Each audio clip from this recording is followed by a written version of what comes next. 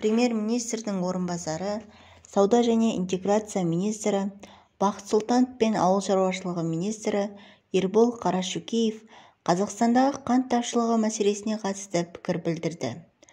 Үкімет басшысының орынбасары елімізде қант жоқ деген пікірмен келіспейді. Қант жоқ деп айтуға болмайды. Халық арасында халва дегеннен аузың тәтті болмайды деген сөз бар. Сондықтан жоқ деген сөзге халық сеніп жүгіре бастайды. Мысалы, мен 2 апта бұрын ірі сауда желісіне барып, өзім қант сатып алдым. Сонда қанттың бір келісі 470 теңге болды. Қазіргі мәліметке сәйкес баға 480 теңгеге көтерілген.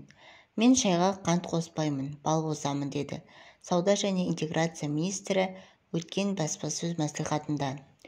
Бұл мәселеге қатысты Ерболат Қарашөкеев те өз ойын айтты. Соңғы рет қантты сауда желілерінен бір келісін 620 теңгеге сатып алдық. Қанттың бір келісін 1000 теңгеге үйдің жанындағы шағын дүкендер сатып жатқан шығар. Олар көтерме саудамен айналысатын ірі орындардан сатып ала алмайды. Сондықтан олар екінші немесе үшінші қолдан сатып алады. Сондықтан осындай бағаны қойып отыр. Мен де шайды қантсыз ішемін деп сөзін түйіндеді.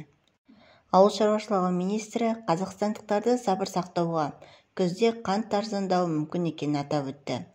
Айта кететін болсақ, осыған дейін президент аталған екі министрге сөгіс жариялаған еді.